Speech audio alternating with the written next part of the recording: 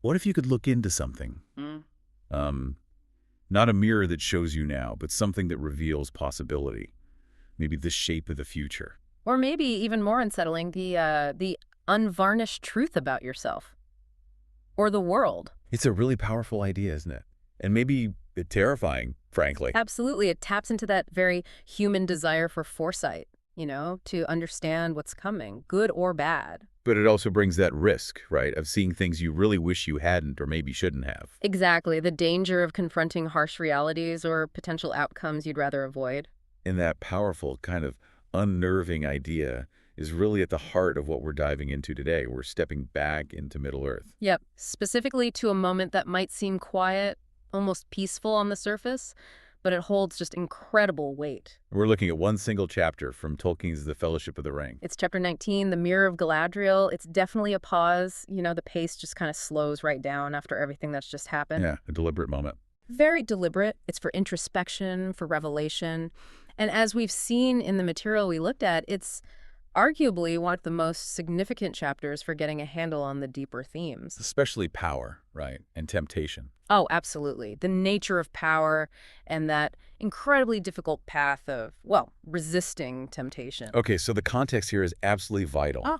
The Fellowship has just gone through the absolute nightmare of Moria. Just think about it. Ancient evil, Balrog, narrow escapes, constant danger. And, of course, the devastating loss of Gandalf. Yeah. I mean, they're grief-stricken, exhausting. Mortally shattered. And they stumble out into Lothlórien, this legendary golden wood, the realm of Galadriel and Celeborn. And is presented as this almost mythical haven, right? A sanctuary, peace, beauty. Especially after the darkness of the mines. And it is peaceful. There's a deep sense of healing there. But, and this is a key point the analysis brings up, peace in Tolkien's world is rarely simple. It's not passive. What do you mean? Well, it often exists in this kind of fragile tension. It has Yeah. to be actively defended against the shadows creeping in at the edges.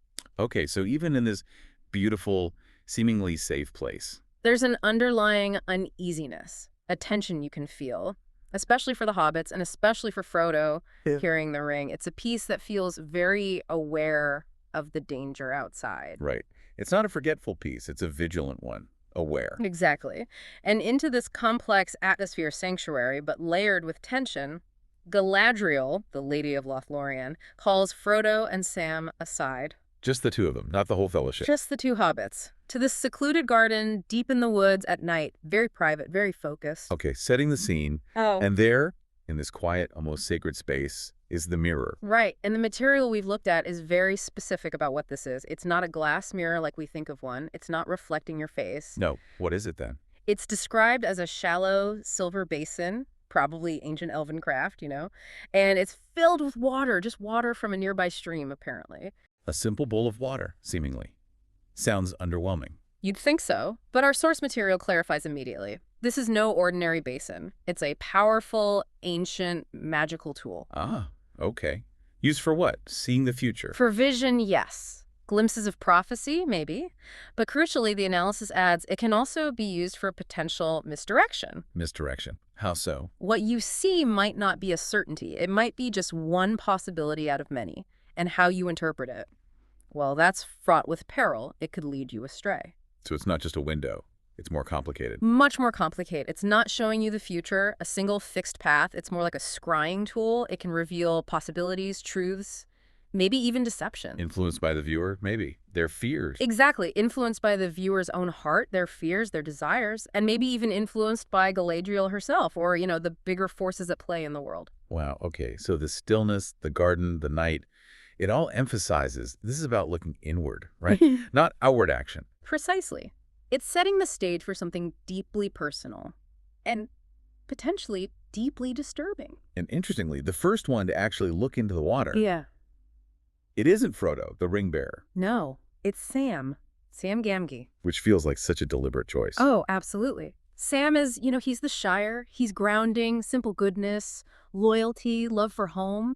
He's the least powerful in the grand scheme, you might say. Yeah, not burdened by the great affairs of the world in the same way. Right. Yet he is the first one to face the mirror's unsettling power. So what does Sam see? when he looks into that silver basin? The source material outlines his vision pretty clearly. It's a glimpse into a possible future, and it's entirely focused on his deepest love and greatest fear. His home, the Shire. Exactly. He sees these images of destruction, industrialization almost, being forced onto the peaceful landscape he loves. Ugh, specifics. Yeah, the analysis highlights the really gut-wrenching details Sam sees. Trees chopped, fields burned. It's this vision of his world just defiled, ruined. Like the Shire under occupation. Pretty much. Smokestacks rising where old trees were, industry scarring the fields. It's the exact opposite of everything the Shire represents to him. Oh, man. That's his worst nightmare, basically. Played out right there in the water. Totally. It strikes right at the core of who he is and why he's even on this quest. His loyalty to Frodo is huge, obviously, but his heart is always tied to the Shire. So seeing this potential future, Yeah. it's a test, isn't it? Test his resolve, maybe try and shift his focus. Definitely a test. And this is where Galadriel steps in as the guide. It's crucial. Sam is reeling from this vision, totally overwhelmed. Understandably. And the source emphasizes her immediate clarification. She tells him straight up, these images are not certainties. Ah, right. Possibilities. Merely possibilities. Paths that might be trod, things that could happen, but not guaranteed. That's a really key piece of information about the mirror itself. It's not fate. Not fate written in water. And Galadriel uses this moment to teach Sam and us really about the danger built into these kinds of visions. What's the danger, if it's just a possibility? Well, the source points out, such visions can motivate, distract, or paralyze. It's a warning about how we handle scary information about what might happen. Okay, I see. So seeing the Shire destroyed could motivate him, right? Make him even more determined to succeed with the quest. It could steal his resolve, knowing the stakes, but it could also just crush him with despair, make him feel totally helpless against something like that. Or distract him. Or, and this is maybe the most dangerous, it could distract him completely from the main mission. He might feel this overwhelming urge to just ditch Frodo and run back home to try and stop it. Which would be disastrous. Totally disastrous. A misguided attempt based on fear, that would doom the whole quest. So the vision, even if it shows a potential truth about dangers, carries its own temptation. The temptation to act on fear, not faith in the bigger picture. Exactly. It's a test of how you process possibility. Can you learn from it without getting completely consumed or, worse, misdirected by the fear it sparks? And the source implies Sam's vision, while awful for him, is maybe different from what Frodo faces. Yeah, it seems that way. It's deeply unsettling for Sam, focused on external threats to his home. It's terrible, but maybe less existentially terrifying than what Frodo's about to confront. Sam sees a nightmare for his world. Frodo. Frodo's about to see a nightmare tied directly to his own soul and the wing he carries. Okay, so moving from Sam's external fear to Frodo's internal cosmic dread. That's a good way to put it. Yeah, the transition is exactly that. So Sam's had his turn. He's seen his possible future, his fear for the Shire, and he's been warned about what the vision means. Now, Frodo looks. And right away, the experience for him is profoundly different. The source material makes that clear. Where Sam's vision sort of built up, Frodo gets hit with this immediate wave of mounting dread. The whole atmosphere changes. Completely. The water, which showed Sam fairly clear, though awful, images of the Shire. For Frodo, it seems to swirl with this deeper, more chaotic energy. And he sees things too. Initially, yes, but they're described as fleeting, fractured, just brief glimpses. Things like ships, a white tower. Unstable images. Very unstable, fragmented, hinting maybe at wider events, other places, but they don't settle. They don't hold his attention. It's like this rapid, disorienting prelude. Building the tension before the main event. Exactly. They heighten the confusion, the sense that something big is coming before the central, dominant image emerges. And that central image. Yeah. The one that just grabs Frodo's mind and fills him with terror. Is the eye. The eye. Yes. The source material is incredibly powerful here, very direct. It says, not just any eye, the eye of Sauron, a lidless, searching, flaming presence that seems to pierce the soul. Wow. That's intense. It's Sauron's will, his malice, made manifest. Maybe not a physical eye, but this force of pure, burning perception. Sleepless, relentless, utterly focused. It's the oppressive, searching power of the Dark Lord. And for Frodo, the terror isn't just seeing it. It's something more personal. Yes, that's the chilling part, highlighted by the analysis. Frodo senses that this eye is looking specifically for him. The gaze isn't random, it's directed. Because of the ring. directly tied to the ring he's carrying, right there around his neck. So the abstract threat of Sauron suddenly becomes intimate, horrifyingly so. Exactly. He gets it on a gut level. He's not just carrying a dangerous thing, he's carrying a beacon, something tied right into his enemy's mind and will. The eye is searching for the ring, and so it's searching for him. Oh, man. The source also mentions Tolkien's writing style here. Yeah, it points out the prose becomes intentionally disorienting, almost hallucinogenic. Which makes sense, right? It reflects Frodo's state. It's brilliant writing. It's not just describing the vision, it's making the reader feel that disorientation, that overwhelming fear, the fragmented images, the sudden focus on the eye, that feeling of being seen, being hunted. It mirrors Frodo's fractured, terrified mind. It's like literary psychological horror. Totally. So the insight the mirror gives Frodo is huge, essential knowledge about his burden, his enemy. But it comes, as the source puts it, laced with fear, delivered in the most terrifying way possible. And the source sees this as a real turning point for Frodo's understanding. A critical one. It describes it as the moment we see Frodo begin to realize how tightly the ring is bound to Sauron's will. Before this, the ring is like a heavy burden, a dangerous object he has to get rid of. But now Now he understands the brutal truth the vision reveals. The source clarifies it perfectly. It's not just a tool of power, it's a leash, and Frodo is the one being hunted. wow, a leash. That changes everything. Doesn't it? The ring isn't passive. It actively connects him to Sauron. He's not just carrying a bomb, he's carrying an active tracker that Sauron is desperately trying to find. He's the fugitive with the most wanted item in the world, and the hunter is this all-seeing eye that's terrifyingly connected to the thing itself. That realization, being personally hunted by ultimate evil, because of the ring, it's almost unbearable. It just elevates the stakes, the personal cost, dramatically. The ring isn't just physically heavy, it's psychically heavy, tying him to Sauron's evil will. And it's this intense, terrifying vision, this confrontation with the eye and understanding the ring's true nature that pushes Frodo to do what he does next. Exactly. It leads directly to the desperate act that follows, which brings us to the next really pivotal moment of the whole chapter. Because after seeing that, after understanding the ring isn't just a burden, but a leash making him a target, Frodo is, well, the source says he's shaken, which feels like an understatement. Totally an understatement. He's deeply distressed. He feels completely inadequate. He's just stared into the metaphorical face of the force hunting him, a force tied to the thing around his neck. He feels crushed. And in that state, vulnerable, despairing, Yeah. he turns to Galadriel, this ancient, powerful, majestic elf queen. And he makes her an offer that just changes everything in the scene, maybe in the whole story. This source quotes his exact words, right? You can feel the weight. Yeah. You are wise and fearless and fair, Lady Galadriel. I will give you the one ring if you ask for it. It is too great a matter for me. Wow. Just hands it over. Or offers to. It's an act of pure desperation, a plea. He feels overwhelmed, and he sees her power, wisdom, calm, and thinks she could handle this. She could take this impossible burden. And Galadriel is incredibly powerful. One of the most powerful beings left in Middle-earth, the source reminds us. Powerful, ancient, majestic, bearer of an elven ring. Immensely wise. So Frodo's not entirely wrong. If anyone could potentially take the ring and maybe even challenge Sauron with it, it might be someone like her. The offer is so heavy precisely because she is capable. She understands its potential. She wields great power already. Okay, so this is a real turning point, the crux of the chapter, the source says. Galadriel refuses the ring. Yes, she refuses. But, and this is what the analysis really digs into, the refusal itself isn't the whole story. It's not the core of the test. No. The monumental struggle, the real test for Galadriel, happens in the moments before she actually says no.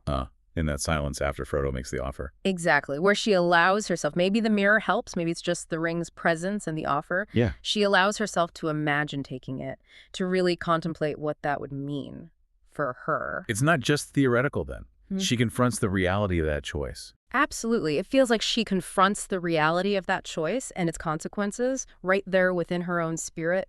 This is the deep dive within the deep dive, you know? Galadriel's own look in the mirror, in a way. Perfectly put. Her confrontation with the ultimate temptation, she turns her inner vision on herself, and the future that awaits if she accepts dominion, accepts the ring. She's seen others corrupted by power, right? Yeah. She knows the danger. Now she has to face her own potential for it. And the source gives us those incredibly potent words she speaks, the ones that reveal her internal vision of what she would become. She says, "And now at last it comes, you will give me the ring freely. In place of the Dark Lord, you will set up a queen. And then the really chilling part. And I shall not be dark, but beautiful and terrible as the morning and the night." Beautiful and terrible. That's, wow. It shows how sophisticated the ring's temptation is, especially for someone like her. Exactly. She doesn't see herself becoming another Sauron, all darkness and destruction. She sees something else, something powerful, maybe initially seeming good, even benevolent, but fundamentally terrifying. The Force calls it a tyrant cloaked in beauty. Which is such a key insight into Tolkien's view of evil. It doesn't always show up looking like an orc. It can come disguised in splendor, in order, in the desire to do good. She could take the ring thinking she'd use it to protect her people, defeat Sauron, bring order. Right. But the ring would twist the desire for order into absolute dominion, twist protection into jealous, stifling control. Her rule would be absolute. Beautiful, maybe, in its perfection and power, but terrible because it's based on crushing will, imposing her vision, destroying freedom. And it's not just a mental shift. The source notes a physical manifestation in her vision. Her silhouette grows radiant and terrifying. The power makes her shine with this awful light, a physical sign of her overwhelming might. But the crucial thing the source emphasizes is her self-awareness. She knows this is what would happen. Yes. She's not kidding herself. She doesn't think, oh, I can handle it, I'll use it for good. She sees the reality of the corruption it would bring to her. She sees the terrible queen she would become. It's not a vision of potential good leadership. It's a clear-eyed view of her inevitable corruption by absolute power. She stares right into that abyss of her own potential for tyranny, however beautifully dressed up, and she pulls back. She recoils. And having faced that, the vision fades. And her reaction afterwards. The source notes she laughs softly, maybe relief, maybe victory, maybe just recognizing how insidious that temptation was. And then she speaks her decision, her answer to Frodo and to her own internal test. Quoting her again, "I passed the test," acknowledging the struggle. "I will diminish and go into the west and remain Galadriel." I passed the test.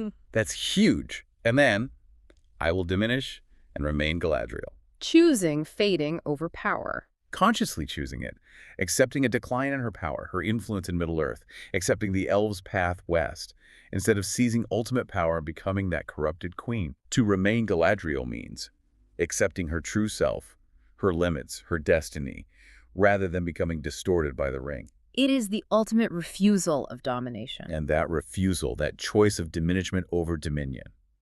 The source argues this is Tolkien's most profound statement on power, on restraint. It's really hard to overstate how significant this is in the whole saga. The source identifies Galadriel as one of the few characters with the strength to reject domination when faced directly with the ring. You think about others. Boromir. Boromir succumbs. He wants to use it for Gondor, maybe noble intentions at first, but he falls. Saruman. Actively seeks domination, falls completely. Even Gandalf. Right, Gandalf refuses it early on, saying it would make him terrible. He refuses because he knows the danger to himself. Exactly. Galadriel stands with Gandalf in recognizing the danger, but her test feels even more immediate, more acute, because the offer is made right there, and she lets herself see the alternative. She doesn't just refuse the ring. She rejects the desire for that kind of absolute control it represents. She rejects tyranny even when it looks beautiful. Precisely.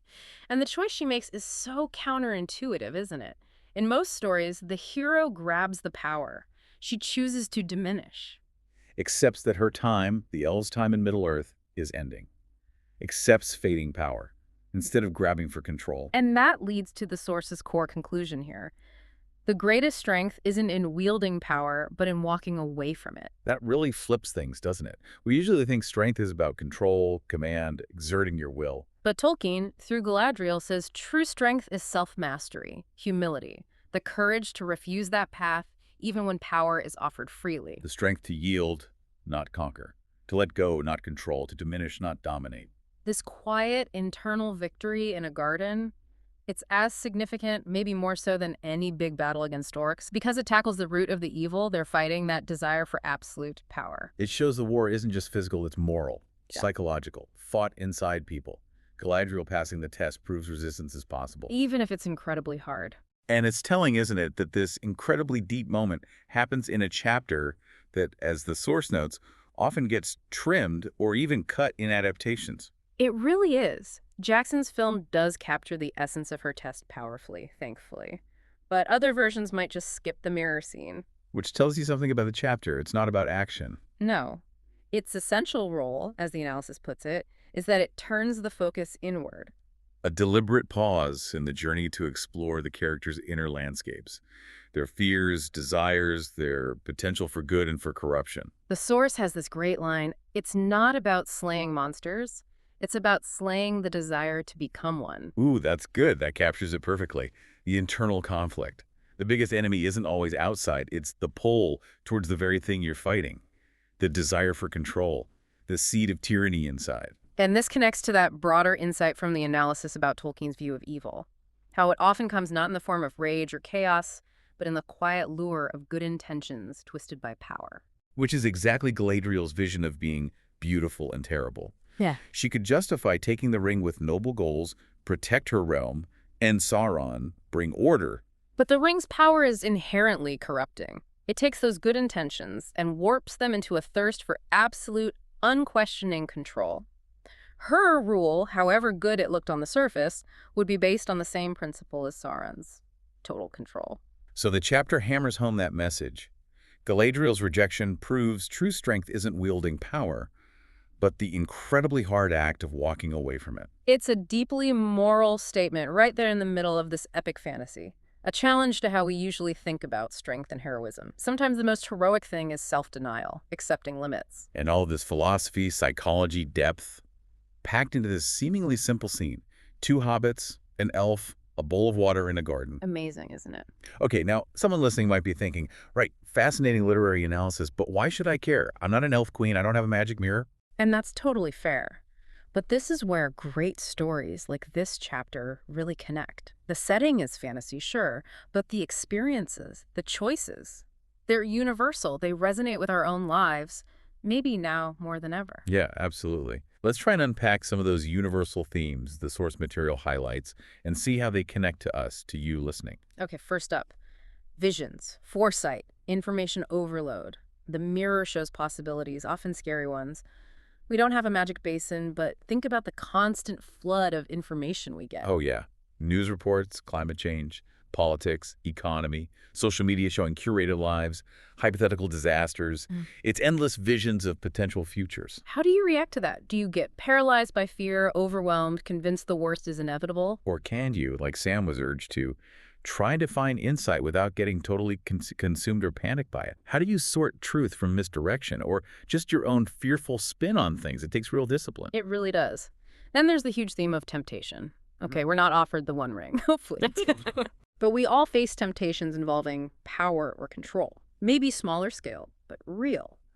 The urge to dominate a conversation, control things at work or home, use influence for personal gain, always needing things your way. Galadriel's vision, the beautiful but terrible tyrant, is like this extreme metaphor for what happens when that desire for control, even if it starts well-intentioned, just runs wild. So how do you recognize that subtle lure of power in your own life and find the strength, like her, to say no even when it seems easier or more effective to just take charge? Then there's the theme of burdens.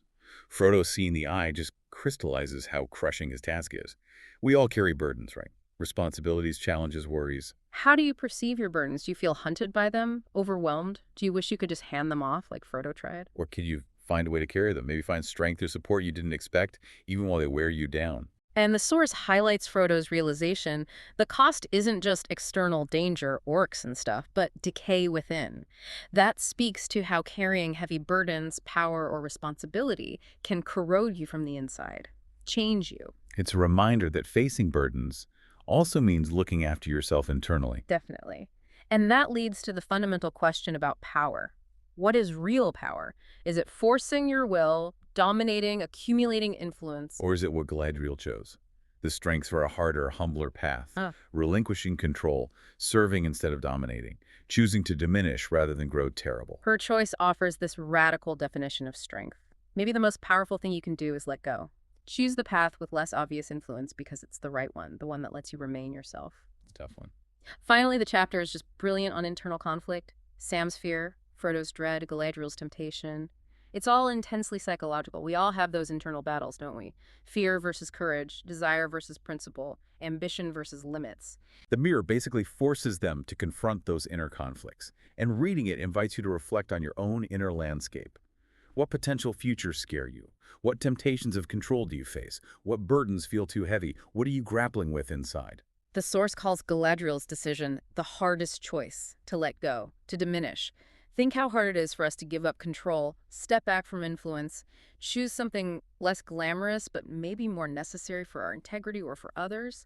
Her struggle, her victory.